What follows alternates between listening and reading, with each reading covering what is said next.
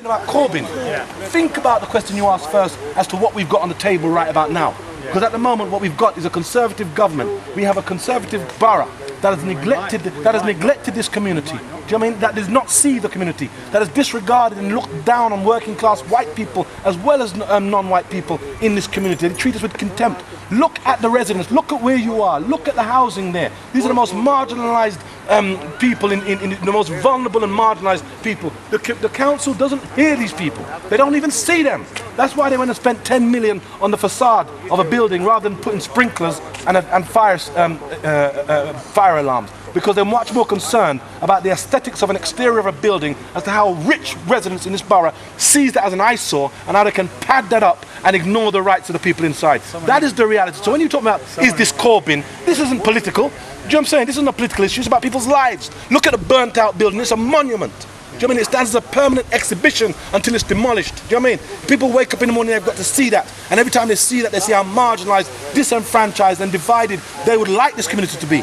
But when they woke up in the morning, what you saw was not just black, white, Muslim, Christian, you saw rich and poor. Because there have been rich people in this community living cheek by jowl with poor black people for generations. This community, when we talk about community, and people like to throw around and take ownership of this community. So when they say, we're in this community, and you see a black person, you think, you're about the black community. Community is made up of layers of people. You have the black community is made up of the African and Caribbean community, of which we have symbolic things like the carnival. You have the white working class community, which is symbolic by the market. You have the Moroccan community. You have the Somalian community. You have the Portuguese and Spanish community, which is symbolized by the delicatessens and the little coffee shops that they have on the Bello. And that, when it comes together, interfaces and becomes what we construct as a community. Even rich white people like David Wainwright, who's been around here for generations. That is the core and the heart of what we call this community. Everyone else who comes in and buys in because they've seen the movie or they think it's a trendy area because the media says, look how wealthy it is. And these people come in and they sit down in the Bugattis and the Ferraris and their Porsches and they make no effort to integrate. This isn't a race thing. This isn't black or white. Do you know what I'm saying? It's a class thing. The borough with Victoria Borwick,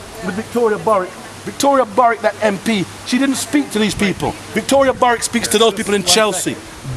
Emma Dent-Coed, the MP, speaks for these people. Do you know what I'm saying? Do you want to just say what you said about the building on camera? What about the building on camera? It's on camera there. What do you mean? Was it on camera? No, you should have had your camera. Well, you see, you guys have the mainstream. The mainstream, no problem. No problem. You can pull out your camera. But what's your response? The mainstream media's dropped the ball. That's why social media. What is your response to what he said? How do you feel about what he just said about this area? Well, is it a class thing?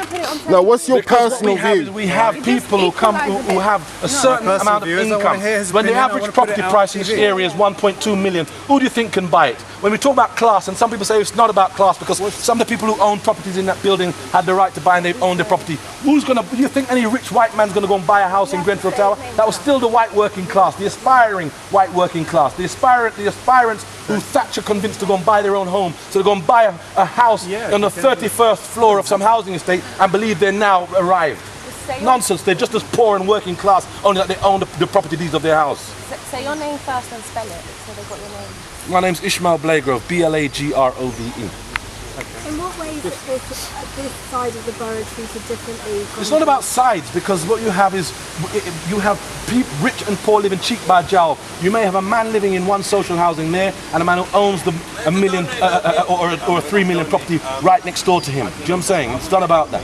You know, understand it. What we have is, in that same dynamic and scenario that you've just raised, what we have is a situation whereby the council listens to the man who owns his house as opposed to the man who's in social housing. That is where the crisis in this country is coming from, whereby the marginalised, the disenfranchised, the voiceless people are not heard. And the only people, you have to have a certain income or be connected to certain people before you're even heard. And what we have is you have poor working class people in this community who needs to be legitimised by some cut glass accent before people take them seriously. Do you know what I'm saying? That's the bullshit and fuckeries that's going down. Can I ask, what do you just? I know you just said it, but we weren't putting it. How do you feel when you look at that building?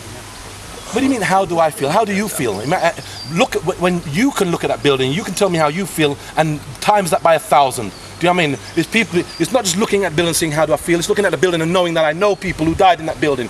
Everyone, every resident, every person who can call himself a part of this community of Notting Hill would have at least known one person in that building. In the morning when it was time, when I'd seen all this stuff breaking out, news of people calling me at 1:30, 4 o'clock, and all the rest of it, and I recognised that just the locality that my daughter couldn't come to school.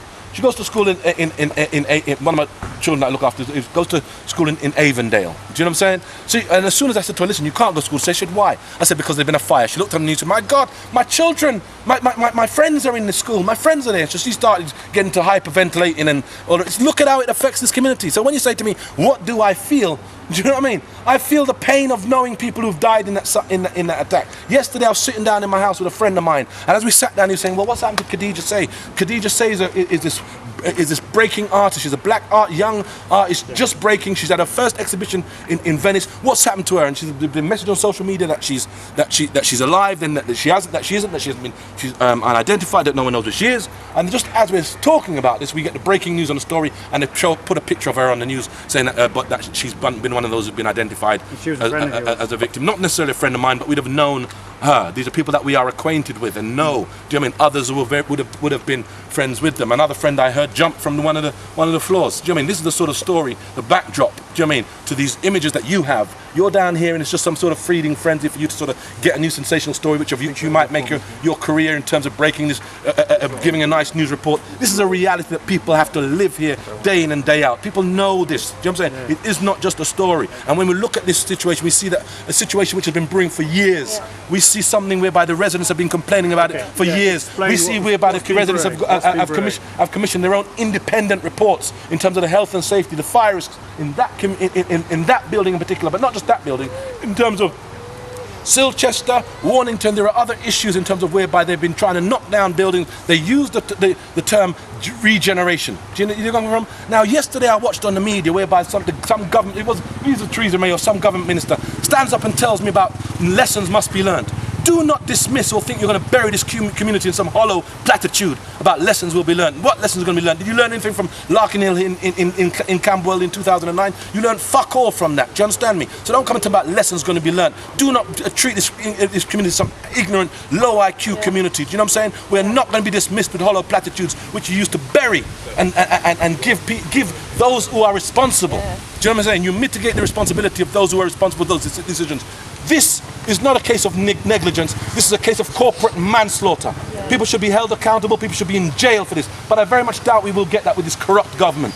People are lucky there's no uprising in this country. If I had my way, I wouldn't be sitting out here talking. You'd be the first places that would be seizing. You, the media, you would be held hostage. You are the ones who facilitate this. You are the mouthpiece of this government. You are the people who make this possible. You are the ones who validate it. You are just as culpable as this government.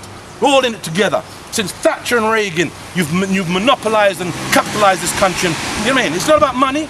Do you know what I mean? It's about, for them, I had one ITV newsman say, oh, well, look at the real estate here at Nottingham. Is that how you look at it? You see people's lives, you see people in ashes, and you're talking about real estate?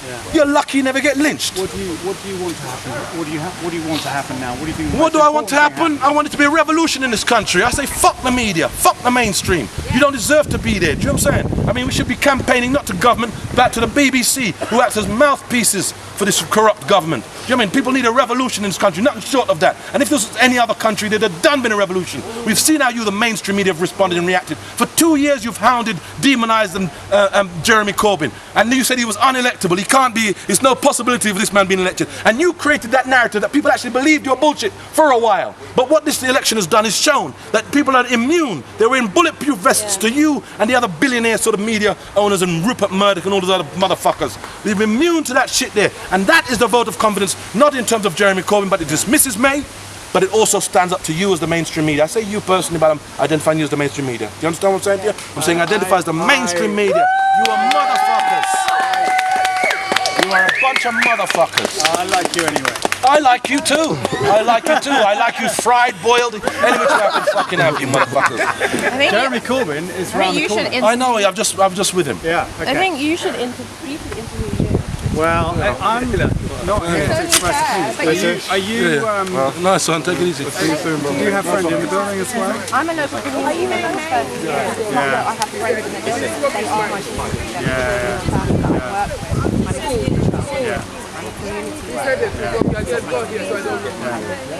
It's not about, is it that your friend? This is what you